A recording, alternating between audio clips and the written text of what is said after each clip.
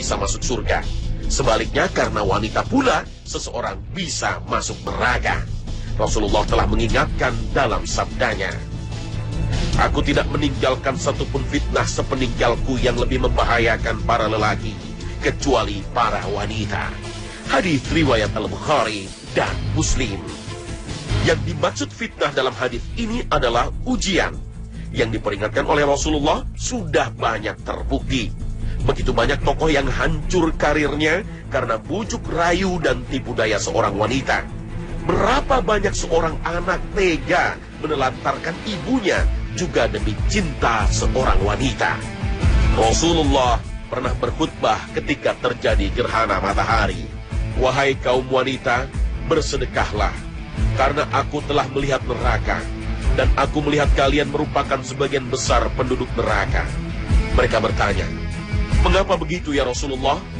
Rasulullah menjawab, "Karena kalian terlalu banyak mengumpat dan tidak berterima kasih atas kebaikan-kebaikan yang telah diberikan kepada kalian." Hadis riwayat Bukhari Muslim. Salah satu yang menyebabkan banyak wanita tergelincir pada neraka adalah kufur terhadap kebaikan suaminya. Akibat tuntutan hidup yang tinggi, banyak istri yang menuntut terlalu banyak kepada suaminya hingga ia kurang bersyukur atas anugerah yang Allah berikan. Rasulullah SAW bersabda, "Allah tidak akan melihat kepada wanita yang tidak mensyukuri apa yang ada pada suaminya dan tidak merasa cukup dengannya." Hadis riwayat Nasa'i.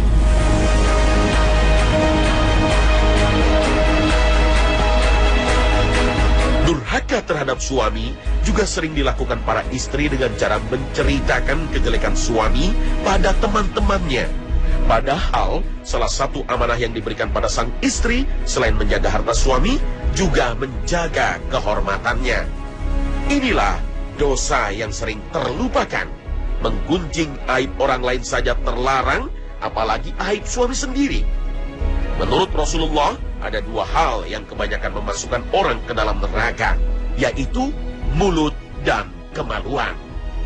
Dengan mulut, orang asik berbuat ghibah atau menceritakan kejelekan orang lain, sedangkan kemaluan menjadi pintu perbuatan zina.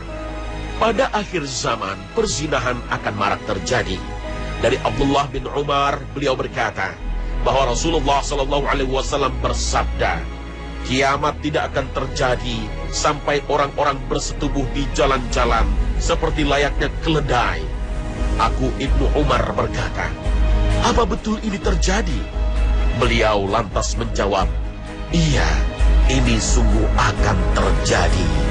Dalam hadis lain Rasulullah bersabda, "Dan ingatlah manusia-manusia yang buruk yang seenaknya saja melakukan persetubuhan seperti keledai. Maka pada zaman mereka inilah kiamat akan datang."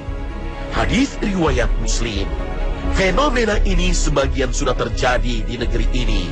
Para pelacur menjajakan dirinya di jalan-jalan dan pusat keramaian.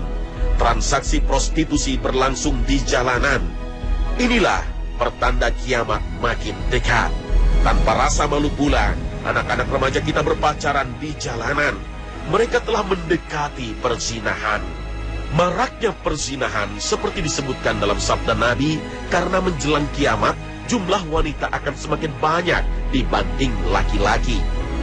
Banyak laki-laki yang mati dalam peperangan. Sementara wanita tanpa suami semakin bertambah. Nabi SAW bersabda, "Pasti akan datang pada manusia suatu zaman yang ketika seseorang berkeliling membawa sedekah emas, lalu ia tidak mendapati seseorang yang mau menerimanya lagi. Lalu akan terlihat satu orang laki-laki akan diikuti oleh 40 orang wanita yang mereka mencari kepuasan dengannya, karena sedikitnya jumlah laki-laki dan banyaknya wanita." Hadis riwayat Bukhari. Akhir abad ke-20 merupakan masa berkembangnya emansipasi wanita. Kemerdekaan wanita yang dikampanyekan oleh Barat sejatinya tidak menjadikan kaum wanita mandiri. Mereka justru menjadi budak-budak industrialisasi. Para wanita menuntut haknya dalam politik dan ekonomi. Namun di sisi lain, mereka meninggalkan fitrah kewanitaannya dalam rumah tangga. hingga emansipasi barat telah melahirkan manusia-manusia yang egois, anak-anak yang hilang kontrol moral, dan suami yang kehilangan otoritas kepemimpinannya. Pada akhir zaman, baik laki-laki maupun perempuan akan berlomba mencari nafkah, sebagaimana diisyaratkan dalam nubuat Rasulullah. Sesungguhnya, menjelang kiamat akan ada ucapan salam yang khusus dan perdagangan tersebar luas sehingga seorang wanita ikut serta dengan suaminya dalam perdagangan. Hadis riwayat Ahmad. Hadis ini bisa menjadi isyarat beban ekonomi di akhir zaman akan makin berat hingga seorang istri ikut mencari nafkah untuk keluarganya. Atau hadis ini bisa jadi menjadi sebuah isyarat runtuh